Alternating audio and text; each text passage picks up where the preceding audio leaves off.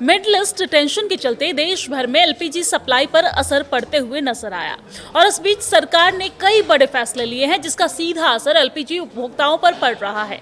देश में LPG supply को बढ़ावा देने की दिशा में केंद्र सरकार ने एक महत्वपूर्ण कदम उठाया है और अब जिन घरों में पीएनजी की सुविधा उपलब्ध है और उपभोक्ता पीएनजी कनेक्शन ले चुके हैं उन्हें निर्धारित समय के अंदर अपना एलपीजी कनेक्शन सरेंडर करना होगा। यानी कि सरकार का मानना है कि इससे गैस डिस्ट्रीब्यूशन प्रोसेस अधिक ट्रांसपेरेंट बनेगा, डुप्लीकेट कनेक्शन पर रोक लगेगी और जरूरतमंद परिवारों तक एलपीजी की पहुंच बेहतर हो सकेगी। दरअसल हाल ही के सालों में कई शहरों में पीएनजी नेटवर्क का तेजी से विस्तार हुआ है और इसके बावजूद भी कई ऐसे परिवार हैं जो पीएनजी और एलपीजी दोनों सुविधाओं का इस्तेमाल कर रहे हैं।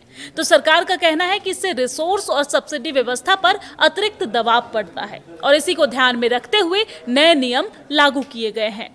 तो क्या है नया नियम 30 दिन वाला, हम आपको वो समझा देते हैं। दरअसल सरकार द्वारा जारी किए गए नियमों के अनुसार अगर किसी घरेलू उपभोक्ता ने अपने घर में पीएनजी कनेक्शन ले लिया है तो उसे 30 दिन के भीतर अपना एलपीजी कनेक्शन सरेंडर करना होगा। ये नियम इंडेन, भारत गैस और एचपी जैसे गैस के ऊपर लागू किया गया है। घरेलू एलपीजी कनेक्शन पर लागू होगा। जैसे अगर किसी उपभोक्ता को 10 जून को पीएनजी कनेक्शन मिला है तो उसे अगले 30 दिन के भीतर एलपीजी कनेक्शन वापस करना होगा। फिक्स्ड अवधि के बाद किसी उपभोक्ता को एलपीजी रिफिल या संबंधित सुविधाएं मिलने में दिक्कत आ सकती है। सरकार का फोकस है कि एक परिवार में एक ही घरेलू गैस व्यवस्था को बढ़ावा देना है। तो सरकार की one house hold one gas connection सोच के तहत ये कदम उठाया गया है। तो अधिकारियों का मानना है कि कोई शहरी क्षेत्र में पीएनजी उपलब्ध होने के बावजूद भी एलपीजी कनेक्शन बनाए रखते हैं, जिससे गैस डिस्ट्रीब्यूशन पर अनावश्यक दबाव पड़ता है। नए नियम के जरिए डुप्लीकेट कनेक्शनों को कम करने, सब्सिडी के दुरुपयोग को रोकने और उन इलाकों में एलपीजी की सप्लाई को बढ़ाने की कोशिश की जा रही है जहां पर अभी तक पीएनजी नेटवर्क नहीं पहुंच सका है। इससे गैस डिस्ट्रीब्यूशन और अधिक बेहतर होगा, संतुलित बनने की उम्मीद भी जताई जा रही है। तो सरकार ने उपभोक्ताओं की सुविधा को ध्यान में रखते हुए कुछ राहत भी दी है।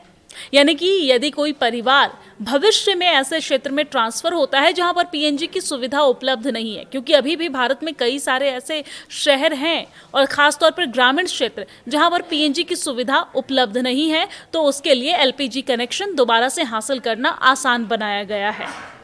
आपको बताते हैं कि एलपीजी कनेक्शन सरेंडर करते समय उपभोक्ता ट्रांसफर वाउचर प्राप्त कर सकते हैं और इसे डॉक्यूमेंट की मदद से वो नए स्थान पर आसानी से प्रोसेस कर सकते हैं, एलपीजी कनेक्शन को दोबारा वहां पर शुरू करवा सकते हैं।